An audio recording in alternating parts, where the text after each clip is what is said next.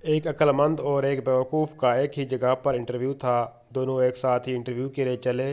रास्ते में अक्लमंद ने बेवकूफ़ से कहा कि जो सवाल मुझसे होंगे वही तुमसे पूछे जाएंगे, इसलिए मैं जो जवाब दूंगा वो तुम अच्छी तरह से रट लेना और फिर तुम भी अपने सवालों का वही जवाब देना जो मैं दूंगा।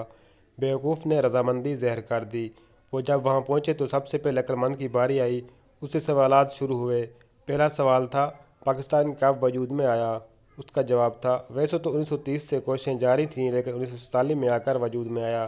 दूसरा सवाल, हिंदुस्तान के वज़ीर-ए-आज़म का नाम क्या है? जवाब, वैसे तो बदलते रहते हैं लेकिन फ़िलहाल मोदी हैं। तीसरा सवाल, मरीख पर आबादी है या नहीं? जवाब, साइंसदान तहकीक तो कर रहे हैं लेकिन साबित नहीं कर सके। इंटरव्यू लेने वाले ने उसको जाने की इजाज़त दे दी। अब बेवकूफ़ की बारी आई। उससे पहले सवाल था, तुम कब पैदा हुए? बेवकूफ़ का जवाब था, वैसे तो 1930 से कोशिशें जारी थीं लेकिन 1947 में आकर वजूद में आया। दूसरा सवाल, तुम्हारा नाम क्या है? जवाब, वैसे तो बदलते रहते हैं लेकिन फ़िलहाल मोदी है। इंटरव्यू लेने वाला गुस्से से, क्या तुम पागल हो?